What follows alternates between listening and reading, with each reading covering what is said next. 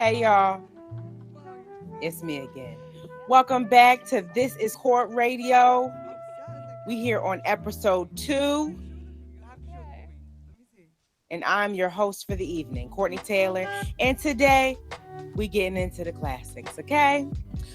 First of all, can I just say, it's an honor to be here right now on this radio show with you guys on what seems like the hottest of days in Los Angeles, California. 102 at 3 o'clock in the afternoon.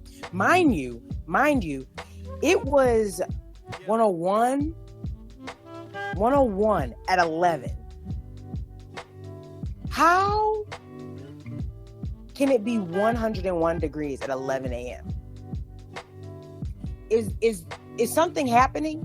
I mean, besides of course, global warming, but is there I just feel like I woke up in a hot flash. I woke up and I was in a hot flash. It is extremely hot, so yay to being in Los Angeles right now at 102 degrees. If anyone's in the valley, I am so sorry. Please stay indoors. I ordered food today and it was literally up the block. Like 2 blocks up, and I had somebody deliver it. I'm not going outside. Why would I do that to myself? Self-inflict pain. It's not my ministry. Anyway, let's get into the show. But before we even get into the show, I posted on my Instagram that I was going to talk about I was going to continue the discussion that is the dog that committed suicide in my apartment. Yes. You guys have asked. You guys have requested. And I'm answering the call. We're gonna dive a little deeper into that. So let's do a little backstory. We just went under new management in my building. And as soon as we did, everything started going to shit. Like, everything started going downhill. So then we got these new managers who don't want to talk to us, don't want to, help us out, barely does maintenance when we ask them to. Like, it's this whole thing. So we decided, because we're all struggling, a majority of us in the building made a group chat. We all got on this WhatsApp. We were excited to meet everybody. We were pumped. There's maybe like half the building on this WhatsApp. And one of them happens to be a woman who bought herself a new dog. Now, I did not hear the dog until January of this year. January 2022, I started hearing this howling dog when I came back from my vacation from home. I came back and the dog was howling, crying, whining every night. Every night. It would have a show between the times of 10 and 1 a.m. And I guess it would take a nap. It would wake back up and give us an encore presentation from 3 a.m. to whenever it passed out. Every other night. I'll say every other night. It wasn't like that forever. Every other night we was dealing with this damn dog. So I'm talking in the group chat, yo, whose dog is this? Has anyone figured out whose dog it is? Is it next door? Is it in this building? Why can I hear the dog so well? Is the dog is the dog like lying dead or bleeding in the hallway? Like, what's going on? Everybody asking the same question. We don't know. The dog's been howling for a good couple weeks now. It's been crazy. Da, da, da, da, da. Finally, one of the girls in the group chat, y'all, they get into the group chat. They start talking. They go, listen, I think I'm going to excuse myself from this WhatsApp group because I had no idea that we were getting a WhatsApp group together to demonize our neighbors for having pets. As someone who's owned dogs for years, dogs take a long time to acclimate to new environments. If the person's dog is new, they're still acclimating to their environment. So I don't think I want to be a part of this WhatsApp group if all we're going to do is dig into our neighbors. So now me, myself, and I'm like, it's this bitch's dog. Like, she not trying to say nothing. She not trying to admit it, but it's her dog. And I've seen this girl walking around because everybody tells each other our apartment numbers. And I seen this girl walking around with this big ass dog. I think it's a you know what? I won't say the name of the dog just in case she listens. She probably won't, but I won't say the name of the dog. But it's a big ass dog. It seems like a type of dog that will be whining if you leave him alone by himself every night, which seemed like what she was doing. So nobody says anything in the group chat. No one says anything. Everybody lets it slide. Everybody's like, oh, well, we don't want to bully anybody. We just want to make sure that the dog is okay. And we just want to make sure the dog is good. And I'm sitting here like, I texted back like, I think someone who's owned dogs for years needs to understand that dogs can't be left by themselves, especially when they're in a new environment. If you have the time, you shouldn't. There's no way a dog is howling, screaming at 3 a.m. That means there's nobody home. So someone with years of dog experience can maybe understand why we're frustrated with this dog screaming and crying every night. Not a peep out of her after that. The woman never admits the dog is hers. The dog scream howls for months, y'all. Remember, I told you this happened in January. This original conversation. Scream howling every night. It is now, what month it is? It is September. It is September. Last Wednesday, and it's been a quiet couple of nights. Last Wednesday, this girl gets back in the group message and says, guys, I need help. Is anyone at the apartment complex right now? It's urgent. We like, what's going on? What's going on? She texts, my dog walker just walked into my home and found my dog having downed a bottle of, after looking up what it was, depression pills, and is not responsive. What?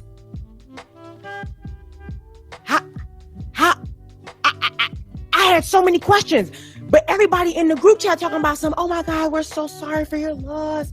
Oh my God, that's so crazy. What? Oh, I'm so sorry for your loss. And then here she go. Yeah, it's been a really tough day.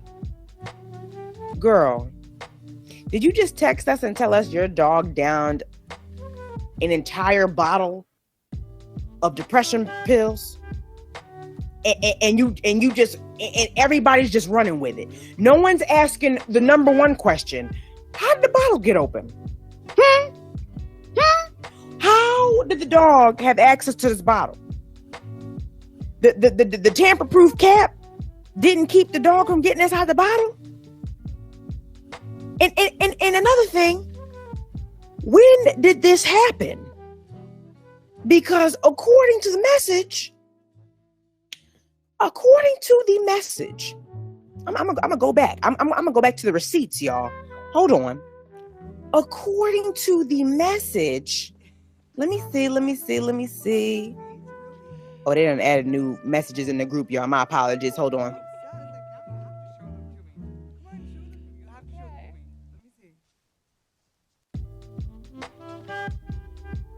Yeah, she literally said, oh my Lord. She literally said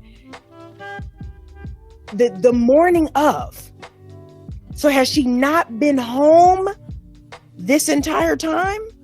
And then the dog walker is the one who just walks in on this dog? Baby. Very strange. Very strange indeed. Yeah, very strange indeed. It's so strange that I almost want to call somebody. Now, I feel like y'all on here thinking like, well, why didn't nobody call animal services? Listen, I tried. Every time I called, oh, hi, thank you so much for calling. Let me transfer you. Well, you don't even know what I want. Okay, I'm transferred. On hold for 5 minutes, kept getting transferred. On hold for 5 minutes, kept getting transferred. Y'all, I did my due diligence. I did what I could to help this poor baby. In the end, imagine finding out your dog took its own life. I know this is a touchy subject, and I feel absolutely horrible about the dog passing away because it's insane. She's only had the dog for like literally maybe less than a year. I'll say 10 months maybe. And the dog is gone. You rescue this dog and within 10 months time, gone. Again, how did the dog get the pills? Y'all, it don't make no sense. It still don't make no sense. And nobody's questioning it. So listen to me. Am I overthinking it? Because I'm already under the impression I've got I love a good mystery. I've already got this idea that, how did the dog get the pills? Who kept the bottle open? How do you not know your dog passed away, but the dog walker has seen the dog has passed away before you? How were the pills? I could weave a great story out of this. I'm not going to go too deep into it, but I can weave a great story into this, and something's fishy about it. I'm sorry, y'all. Something's fishy. I feel very strange about what happened with the dog, because the question still remains, and a question I've been dying to put in the group chat. How?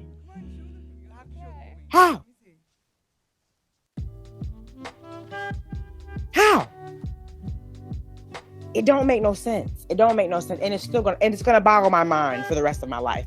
So that's just the update on me of what's going on within my small community, which is my apartment complex. That is literally the full story.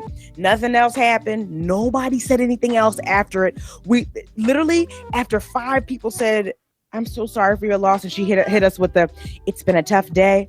And hours later, somebody started a new conversation, and it was never brought up again. The dog. I need to get a detective on the case. I don't like it. Sounds fishy. I'm uncomfortable. I'm not feeling how the whole thing went down, if we're being honest.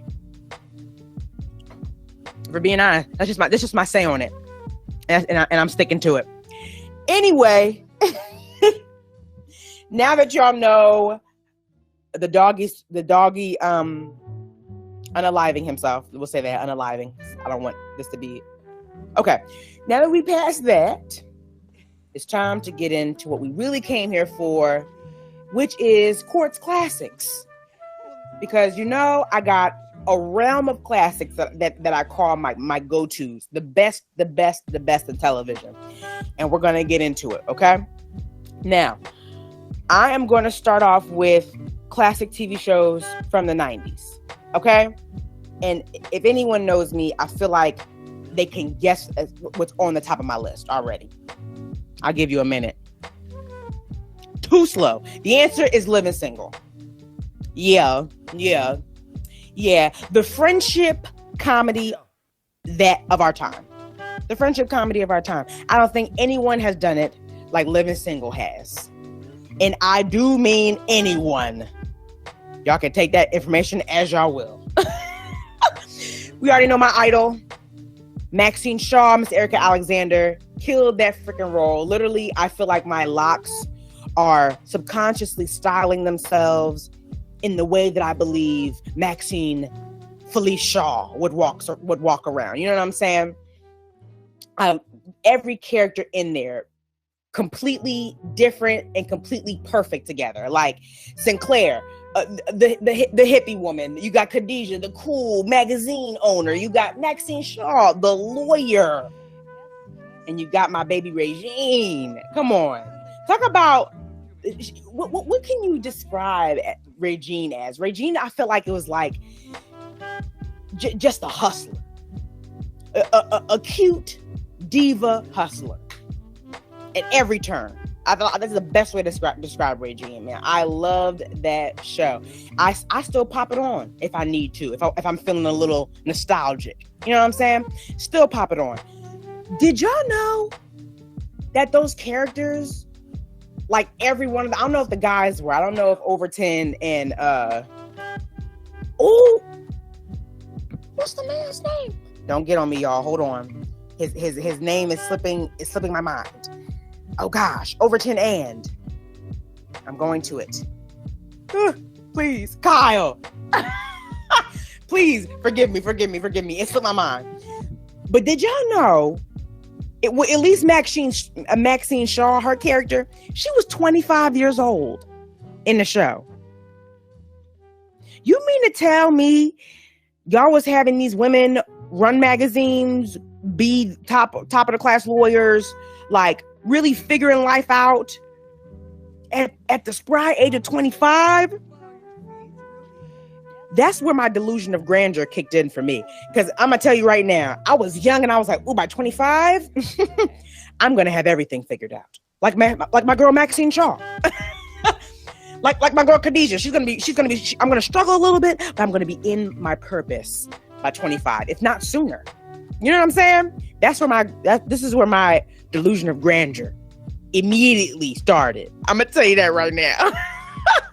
But did I love every minute of the show? Absolutely.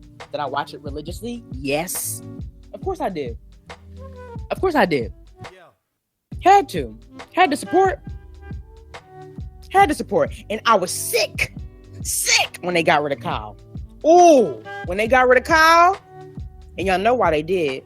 Look it up. Look why they got rid of Kyle Barker's character. Look up why they got rid of Terrence C. Carson. You're going to be devastated. And then what happened? They had one additional season and it was done. Sick about it. I'm sick about it to this day. We could have still been watching seasons. Living Single reunion by now. Oh, and I'm putting that out there. Living Single reunion. If anybody knows anybody, let's see if we can get that in the works. Okay? Maybe Maxine needs a daughter. And maybe that daughter is me. All right. That's enough of that. But Living Single, top of my list, 90s TV shows, classic, needs to go in the Hall of Fame. We're going to get into the next one. And y'all going to hate me for this one. And I know that my black card might be semi-revoked if I say this. But we're going to talk about a different world. And I know that's not 90s. What's that, 1987? It's a 1987 show. I get it. But we classifying it there because I was born in the 90s and that's when I started watching it. Okay? Y'all not going to like me for this one, but I do have a confession. Yeah. I have not watched a majority of Different Worlds episodes. I'm sorry. And I know if my girl Remini is listening, she's going to be sick because she loves Different Worlds. She rewatches it any chance she gets. And I don't know, y'all. I like to blame it on it not being my time. 1987. I feel like that's for that was for like the 90s, 89 babies and 91 babies. Me, myself, I mean, I had just started getting caught up on the Cosby Show. You know what I'm saying? Like I wasn't really. It's unfortunate, I know, but I do know all the key moments of Different World. I know Dwayne and Whitley's, ups and downs. I get it. I was there. I felt it. I know the wedding scene. Everybody knows the wedding scene. I know the key moments within Different World, and that should count for something. I don't care. I have it up here though because I know it is a TV show classic. I know people want to hear Different World. Maybe this will give me the push I need to start watching the show again. Yeah. Maybe it will be. I just, I'd be like, a different world happened and I can appreciate it and I understand the significance. But baby, it's time to move on. You know what I'm saying? Like, that's how I feel about the show. But maybe this will give me a chance to dive into a different world. I know I got to. I already know why people are going to be like, girl, start watching a different world. And you know what? I will. It's been added to the list. Don't worry, y'all. I'm going to get on it. And now, let's see what else we have on the list. Oh, I had to mention, now we're about to get into the real classics, like the end-all be-alls. We're starting it off with Martin. Yeah. We're coming in strong with Martin. And you know what's crazy? I used to get on the show Martin because I used to hate how they was treating Pam. Pam was stunning. Tashina Arnold is stunning. And they was treating her like chopped liver on the show. Ooh, it used to grind my gears. Because how? Both of them baddies, Gina and Pam, both baddies, Gina and Pam were both baddies. But let's be real. Who I'm not trying to pin two bad bitches against each other, but let's just for a moment, if there was a competition and we had to put two and we had to pick, come on, man. Come on. You already know the answer. And I'm not even gonna make you say it. I just know y'all already know in y'all head who wins. And that's all I'm gonna say about it. But anyway, the show is freaking hilarious. Like, down to the moments where you can see people laughing. Like, I love when I'm watching a sitcom and they're cracking me up, but they're also cracking themselves up. And they don't leave it out of the final draft. Like, that's the type of sitcom I'm trying to be a part of. I'm trying to be a part of the next sitcom where we laughing and we trying our best to keep the show going, and you can see that. Those are like the best episodes to me.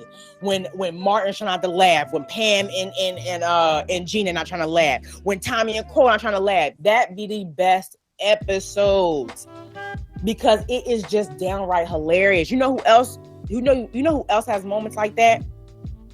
The Jamie Foxx show. The Jamie Foxx show got moments like that too, where they're trying so hard not to laugh. Oh, and you saw how I did that transition? Another TV classic, the Jamie Foxx show. And it's so interesting that nobody like talks about it enough.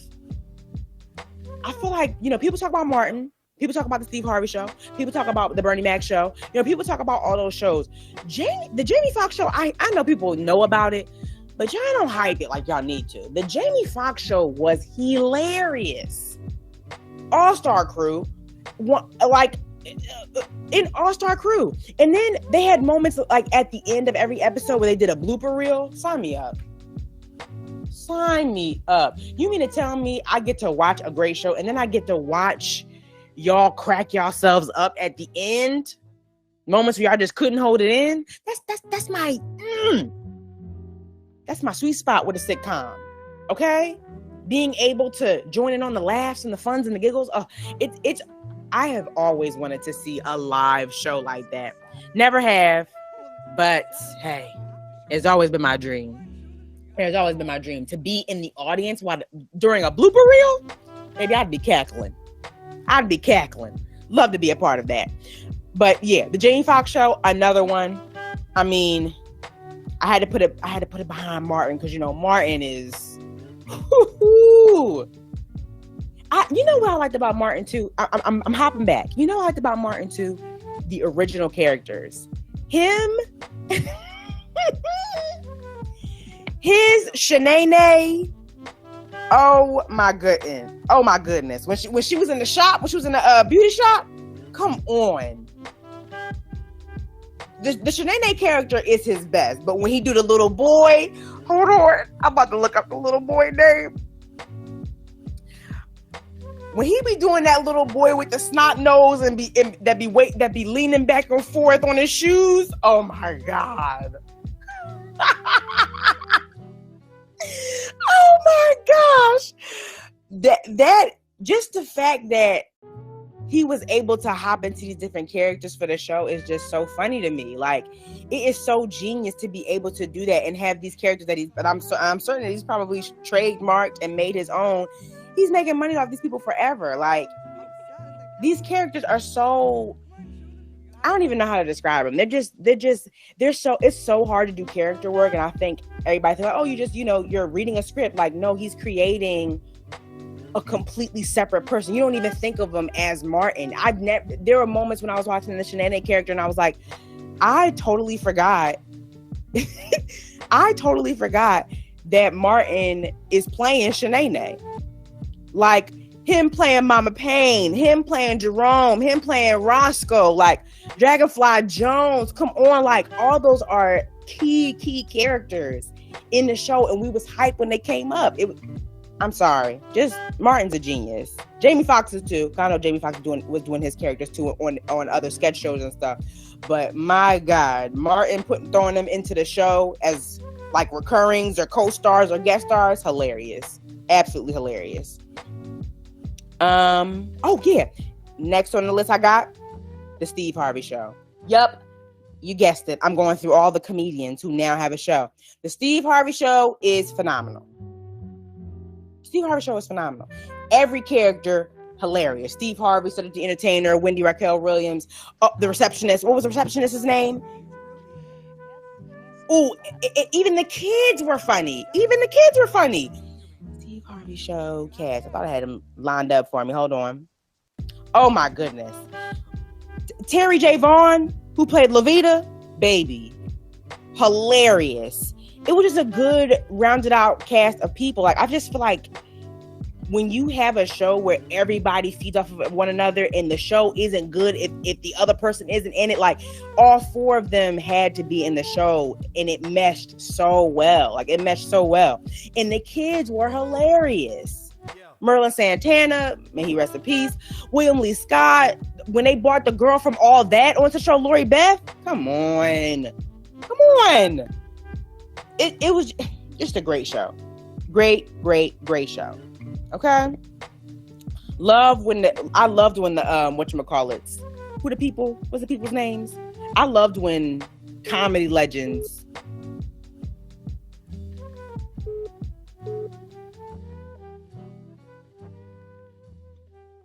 oh my gosh, am I still on the oh okay, sorry y'all, I got a phone call. I did not pick up though, so we good. I just like when comedy legends make shows. They're like, whenever I see a comedy legend and they're creating a show, I'm like, oh, I gotta watch that. We all knew it was gonna be good, hands down. Steve Harvey Show was phenomenal. Now we getting into the family shows. I separate them for y'all because I ain't think y'all didn't think those was my only top fives. I had to break them down into the family shows, and top of the list, Cosby Show.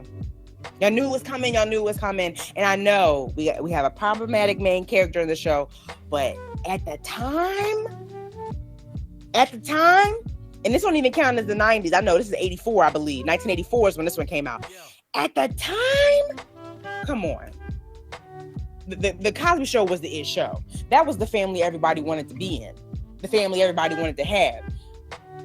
I'm not going to get into, the main character's character, even though he was so hilarious on the show. And I hate what has been brought to light. But, you got to hold your heroes accountable. That's all I be trying to tell people. You got to hold your heroes accountable. But I'm sorry, at the end of the day, Cosby Show, whew. What else? That was a great family show. I'm sorry. It was a great family show, and I know it was a staple within the Black community. We all wanted to be that. A doctor and a lawyer having children, living in this beautiful brownstone. All these kids, great stories, great clothes. Everybody looked great. Oh, man. Like, we grew up. We grew up with Rudy. We grew up with Raven. Literally a classic. Love that show. Even though, you know what I'm trying to say. I'm team Miss Claire Huxtable, Vanessa, Denise, Sandra, Rudy, Theo. I'm team them. That's who we talking about right now for the Cosby Show, okay? Don't get it twisted. But yes, that was a staple within the community, hands down. And I know it wasn't the 90s, but we counted it anyway because I was born in the 90s and that's when I started watching it. So, boom. Anyway, moving on. We starting with now Family Matters. Family Matters was wonderful. I even liked I think my favorite part of it was the beginning intro when when they was doing something within their character and they look at the camera like, and they shrug their shoulders like, nah, it's me. You know what I'm saying? really got you into the show with that. Like, we're about to get into the lives of these people. They took a moment to wave at us and say hi before the show starts, but we got to see them in their element for a minute. I loved when shows do that. I feel like a majority of the shows was doing that. When they did an intro and they had the music playing and they're playing their characters at the moment, they look at the camera like, oh, hey, I didn't see you there. You know what I'm saying? Favorite opening of anything. And I'm going to tell you something else about Family Matters. Urkel was never ugly. Okay? I hate that it took what's her name that long to see that. Because remember, there was a girl on there that was loving Urkel, but he was, I'm caught up with Laura. I love Laura. I was like, ugh, love this girl who loving you, because she liked him, even in his, with his glasses, bad back. She loved it. She liked him in his quirkiness too, but Laura wasn't messing with him, wasn't fooling with him. But I don't know, man. Y'all did him dirty. A back brace and that sweet disposition, y'all would have been all over him. And at this stage, he would have been the most popular kid at school. Once he got that back brace off, lady killer. Okay?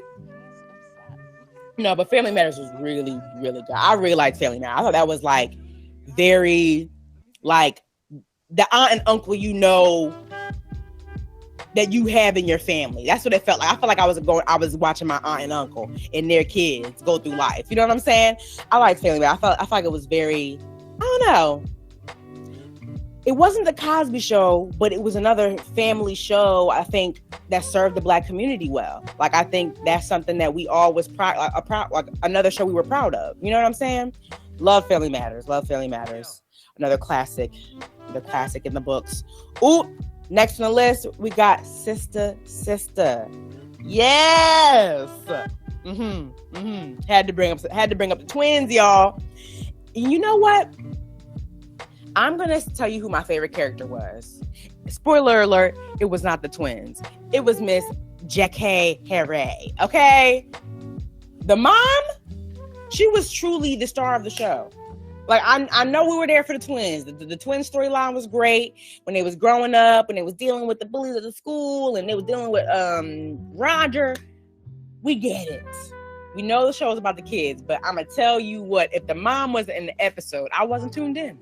If the mom wasn't in the episode enough, I wasn't tuned in enough. I'm sorry. Jackie Harry, she really made the show she was just so funny. She was just effortlessly funny. The way she was chewing, the way she was talking to the girls, the way she was talking to Ray. Listen, that was such a perfect casting, man. Oh my God. Loved that. Loved her in it. She was just like how you were excited for for the mom to come in Sister. That's how excited you would get when Jackie Harry was coming in the 227. Yeah. When there was an episode with Miss Jackie in 227, hype. Loudest applause. Yeah. She is definitely a scene stealer. That woman is so funny. I love that they had her as the mom. And I think my favorite moment of Sister was when the straightened hair era. Listen, when they changed up the intro, sister, and they was doing the dancing, sister, I got my own man, and here comes Tamara, in my own style. Come on, that transition into that was basically saying the girls are older now, y'all. Get into the new plot lines we're about to discuss, because the girls have attitude. The girls are coming into themselves. They're dressing themselves now. They're going to collage. You know what I'm saying? It was a different... That was a different time when they came out with the straightened hair, y'all. With the straightened bundles, baby. Oh, yes. That was a good time. What's Sister? Disney? Was it Disney? Hey, that was a good time in sitcom history. Okay? We got next on the list. We got Mo to the E to the it's me. Come on now. Now realizing my responsibilities. It's me. Yes. Miss Moesha. Come on. Moesha's intro. Let's just get into the intros. The original and the new one. Flawless. Not a not a flaw in sight. The intros, I feel like every intro from the 90s back. Maybe, you know what? I'll give the 2000s their intros as well. The 2000s back, early 2000s is back. Those intros were undefeated. You was dancing before the show came on. No, come on. You was dancing before the show came on. Moesha's theme song is undefeated. So good. Now, Moesha, the show. You ever look back on the show and be like, man, oh man, they couldn't get away with that now. Because Frank, the dad, they had William Allen Young saying some wild stuff to his daughter. She had a bikini, not a bikini top on. She had a crop top on. And he told her she was dressing like a, what word did he use, y'all? Was it like, it was something wild. It was something wild. And I remember thinking, wow, I don't think I would have made it out of my room if my dad ever said that to me. Come on. Frank was out of pocket. 10 out of 10 times, Frank was probably going to be out of pocket 80% of the time. Yep. And I'll say it again. 10 out of 10 times, Frank was going to be out of pocket 80% of the time. Yes. He was a menace sometimes. A menace. But I do know that when I was watching Moesha, I know that started my journaling journey. I said, Mom, I need a diary yesterday. I need to be writing down stuff about my life. I need to narrate it myself. I wanted to journal and narrate my life so bad. I know there is literally a group of Black girls who did not start journal entrying until Moesha came out. You know, we writing with our little fancy fuzzy pens, looking up at the sky every once in a while, shaking our head yes, and continue writing. Doing it in my own room like a fool. Yes, Brandy, thank you for allowing us the opportunity to start our journal journeys. You did that. You did that, Brandy. Only you. Only you. Now, I think what I didn't like the most about Moesha was when they would talk about Countess Vaughn's character. They used to come for her weight heavy in that show, which is so crazy. It still rubs me the wrong way now. And it makes me think about how, you know, in the Proud family, they used to talk about Dejanay's weight and her appearance like that. I used to be like, dang, it's definitely that you know, the character that she was cast as was the character you was, you know, who you made fun of, which is so terrible. I know that shit would not slide in this day and age. No, ma'am. I think that was one of the things that kind of threw me from the show. But I mean, the concepts, the funny moments, you know, even the fact that the Parkers kind of spawned off of that. I'm not even gonna be mad at that, because the Parkers, the Parkers was the it show for me. After Countess Vaughn and Monique created their show, baby, just seeing two voluptuous women be leading ladies in their show, dog. Two voluptuous Black women who were hilarious. Monique is hilarious. Like, Countess Vaughn was killing it with the facial expressions, those blonde braids, and the context, honey. She was cracking us up. She was cracking us up always. Loved the part. Honestly, the Parkers, to being real, the Parkers kind of beat out Moesha for a little while. If we're being honest. Because the Parkers was funny. I'm sorry. That is hands down. I also didn't like the trope of, you know, Monique trying to get at Professor Ogilvy, and he wasn't bumping with her. I don't know if it had anything to do with her weight. It could have just been her aggression. But just the big Black woman chasing after the slim Black man and he running away. It was very tropey. But I think I like how at the end, you know, you see Professor Ogilvy warming up to her and stuff like that. So I like that about the show.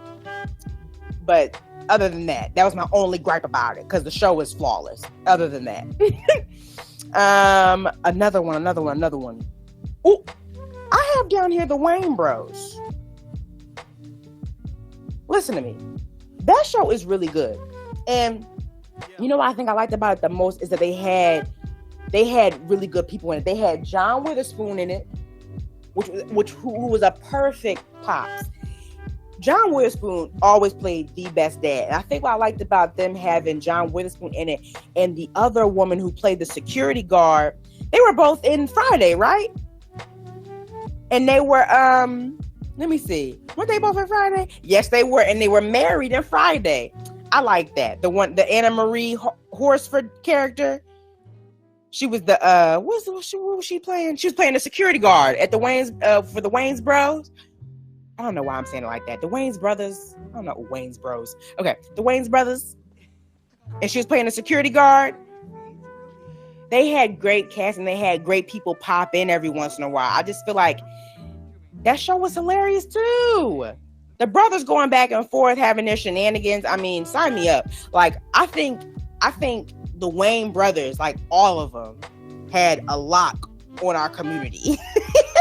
For a while, okay, with In Living Color, the Wayne's Bros, and then what was after that? My Wife and Kids with Damon. Listen, they had a lock on the community, and I loved every minute of it. Okay, loved every minute of it. I thought the Wayne's Bros was another classic. John Witherspoon, rest in peace.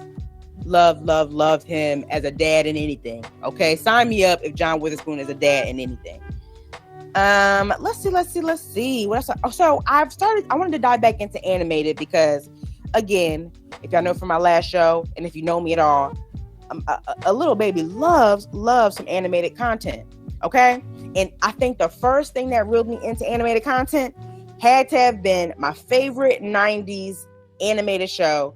Well, I'll say cartoon because animated people think you're talking about Toy Story. Like, no, I'm talking about this to me was animated. Animation to me is cartoon, but 90s cartoon, Hey Arnold, top 2, and it ain't 2. I'm sorry, that was the best. And I'm saying, I'm sitting up in my chair and I am puffing my chest out. Hey Arnold is the best cartoon show of the 90s, hands down. I don't care. Argue with anyone else. You can't argue with me about it. I don't care if you bring up another great cartoon show. I'm like, oh, that's great. That was a great show. It ain't Hey Arnold, though. Yo, it ain't Hey Arnold, though. I promise you that. The storylines. First of all, I loved how they were in like a local neighborhood. Different friends, different, dynamics between the friends. Everybody looked completely different. Down to the shapes of their heads, y'all. Everybody looked so different. And they brought out great music. They was playing jazz in the bedroom. Who didn't want to live in a boarding house and be on the top floor and be able to see out a sky window at that age? He had the coolest bedroom in all of animated history. You cannot prove me wrong on that. Hey Arnold was literally the coolest show. The coolest show. Even the movie was phenomenal. I had the movie on VHS to this day. I know exactly where it's located in my mama's house. Hey Arnold was the pinnacle of cartoon genius. I honestly felt like that was I won't say it's the first. I won't say it's the first cartoon show, but that was one of my favorite cartoon shows where it not only highlighted, kids being in school, like kid stuff, but it also highlighted like grown-up problems too. Like, especially with the movie when I don't want to give it away. Goodbye. That movie's been out forever. Hey Arnold movie, spoiler alert, I'll just say that. Especially in the Hey Arnold movie when like the town was about to be taken over by the dude with all the money. I was trying to build the you know what I'm talking about. Trying to build the mall complex. Yeah. He had to save the community. Hey Arnold is really good. That's like hands down my favorite show and is my favorite cartoon show. Period. Number 2 on the list, Ed, and Eddie. Yeah.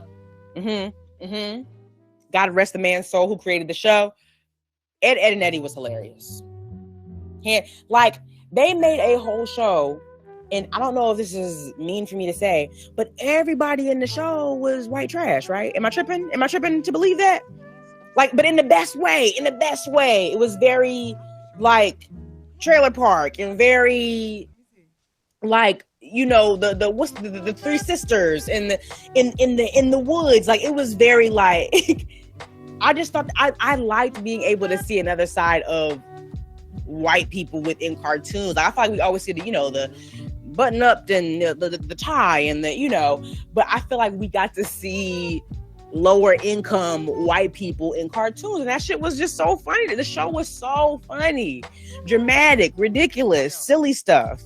I just liked that. I thought it was great. Ed and Eddie was so good.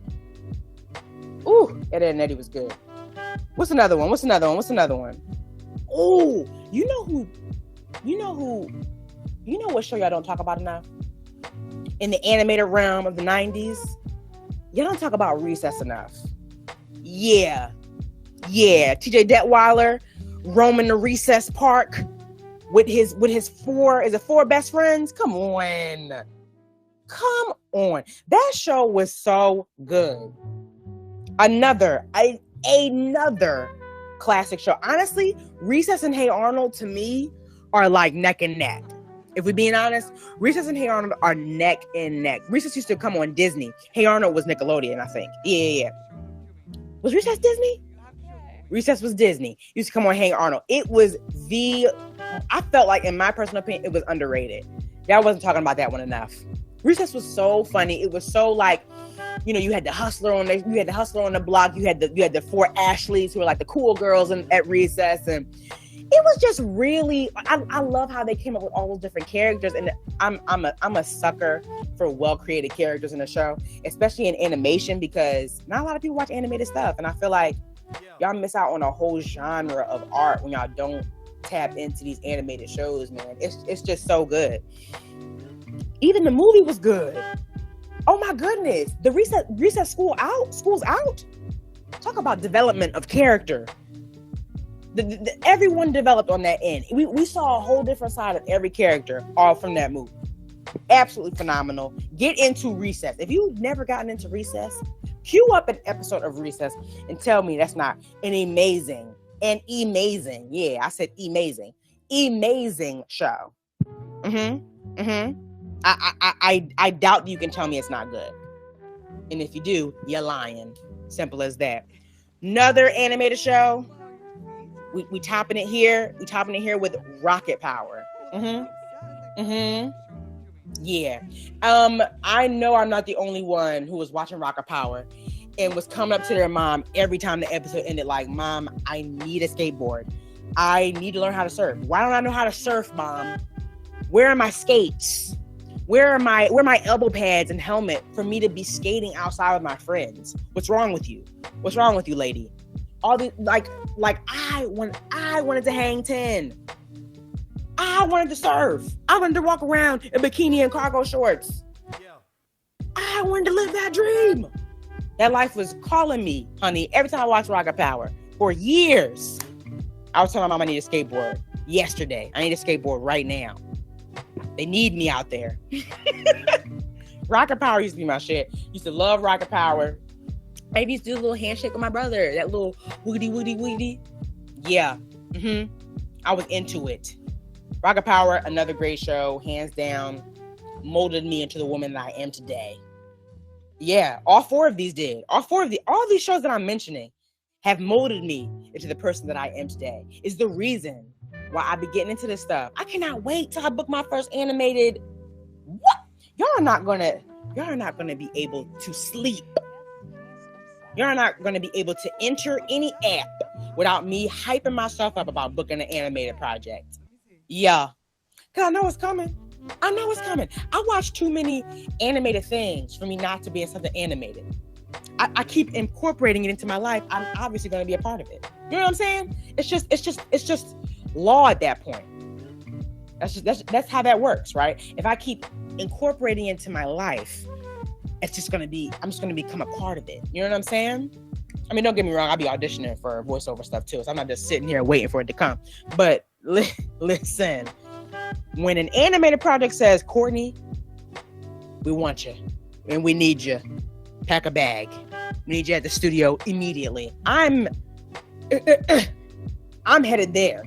I'm running through all the stoplights. That is like my dream job, being in an animated series. Like, being in a, do you know how long these animated series be going? Look at Bob's Burgers. Look at The Simpsons. Look at Family Guy. Look how long these shows have continued to entertain us. Animation. These people have been in the same grade for 30 years. Is that how long Simpsons has been around? 30 years? These kids are in the same grade, right? I don't watch The Simpsons that often. But let me see. What season are we on in The Simpsons? Simpsons seasons. Let me see. Oh, did it say 30? 32 seasons. I'm sorry. 34 seasons. 34 of anything is a lot. 34 seasons, 22 episodes. That's my whole career would be set. If I was in an animated show. What? I'd be set, especially if it does well. Yeah, that's my dream, y'all. That is my biggest dream.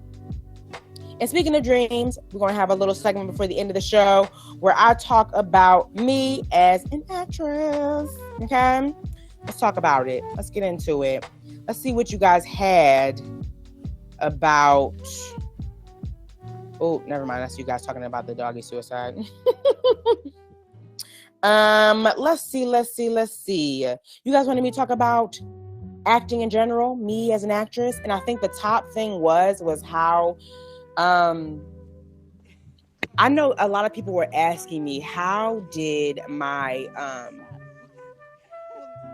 my role on Insecure help me with, did my role on Insecure influence the rest of my career?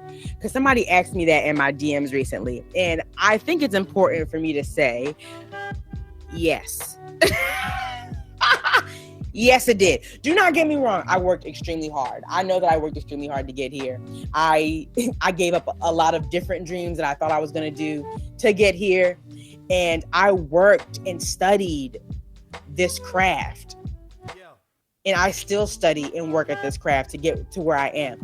But when I tell you, I booked Insecure in 2019, half the audition rooms, I'll say a little more than half of the audition rooms that I've been in, or I've, done a Zoom call with or anything like that, or they've just reached out to my managers. More than half have said, oh my God, we love Courtney. We loved her in Insecure. She was so funny. Like, we cannot wait to see her in the room. Like, I don't want to put all the like, I don't want to give them all the credit. But I will give them a good amount of credit because I think Insecure kind of put me on the map. If we're being 100% honest, like Insecure had people talking about me in rooms that I had not entered in. So I'm always going to give my flowers to Insecure. Like, hands down, always going to give my flowers to Insecure. Now, am I going to say that because of Insecure that I booked, 100 gigs and I'm working nonstop? Absolutely not. That's not how that works. But to know that a casting director knows you, likes your work, and is looking out for you. Like, I've had casting directors audition me more than once, like more than 5 times, because they know a project's on the way and they love my work. So they're like, oh yeah, we got. I want to keep submitting her. We're gonna book her in something. She might not get this one, but we're gonna keep her on the burner because we know something's coming up for her to have. And that's like a lot of the projects I booked now. Like, oh yeah, we've just been waiting. They put you on the perfect project. We just been, you auditioned again. Oh my God, we loved her last time. Now she gets to audition for this. We love her in this. We'll see what the network says. Da da da da da. Like, people are finding me because of Insecure or because of my Instagram. But the majority of the time is Insecure, if you're being honest.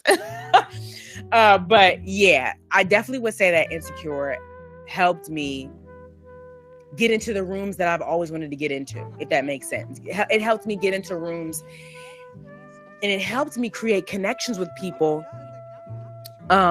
like writers. It helped me connect with writers who were also hyping me up to other writers and other casting other casting directors, like Amy Aniobi, love her to death. Amy Aniobi hypes me up anytime someone mentions me. Like, and that just means the world to me, because that lets me know that not only did I create a connection with this woman while I was on set, but but it was that I was working so hard when I was on set. She knows that she can hype me up to the next person. She knows that she can talk about me and say, oh yeah, she's great, and she won't be eating her words. You know what I'm saying? Like, just being able to have that connection with people and creating that resource on both ends, because, you know, anytime they say, oh, Amy talked to me about you, you know, she loves you. I said, oh my God, I love Amy. Like, what do you mean? A phenomenal writer. She's, I love everything she's doing now. Like just having those connections are so important, and it boosts your career to places that you wouldn't even dream of getting. And I think people got to understand that it is kind of about who you know, but it's not just about that. It's about the relationships and the connections you make with the people you know. Because you can know somebody, oh, I know that girl, and you have no relationship with that person. Oh, I know that guy, you know, we did something a long time ago, and you never created a relationship. You never made sure the relationship stayed intact. So you don't really know them. You just seen them before. You worked with them before. That's a huge difference. Working with somebody and knowing somebody is completely different.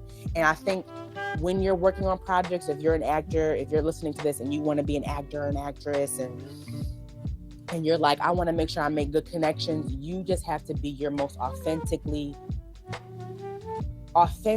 honest self. Make sure you talk to people. Be kind. Be nice. Don't feel like you gotta. I don't know. I feel like a lot of people get into these spaces and don't know how to act. Please, please, please be your authentic self. Even if you're a little nervous, okay, feed into that and allow yourself to shine through when you're on set, when you're talking to people. Make sure you're being cautious of the tone of the room. Like, be aware of your surroundings in ways that help you learn the environment, interact within the environment, and create good connections.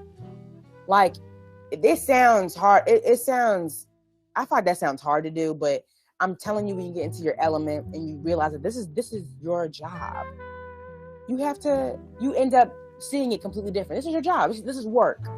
You going to work, you meeting people, and you're creating connections. You know, you have work friends outside of work. That's what I'm trying to have here. I'm trying to have work friends outside of work, you know?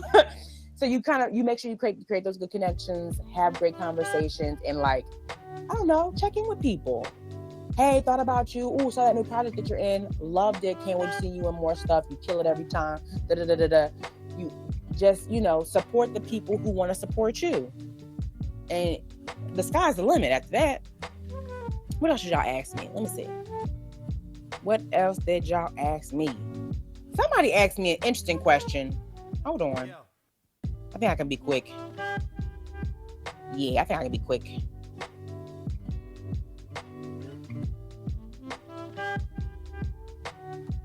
Oh, somebody had asked me, how do you manage work, family, and friends?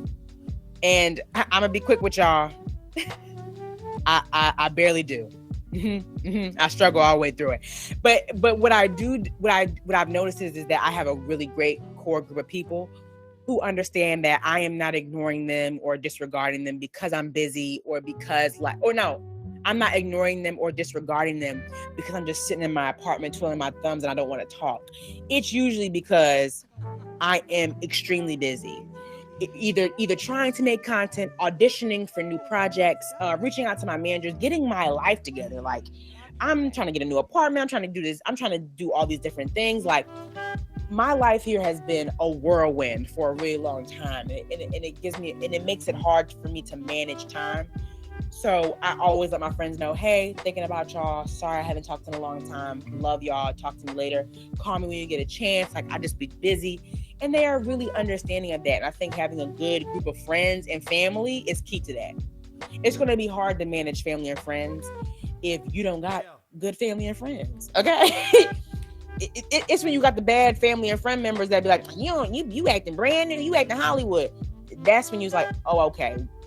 You are somebody who cannot stay with me right now. You are somebody that can't stay within this journey with me.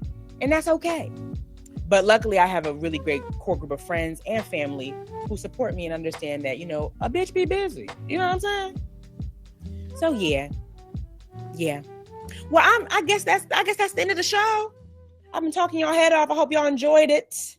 I went over some classes. I didn't go over all the classes. I only did the 90s, and honestly, I barely touched it. But I just wanted to get into my 90s phase that kind of shaped me into who I am today. Who the shows and the characters that made me really want to get into acting, and it was definitely those shows that I mentioned.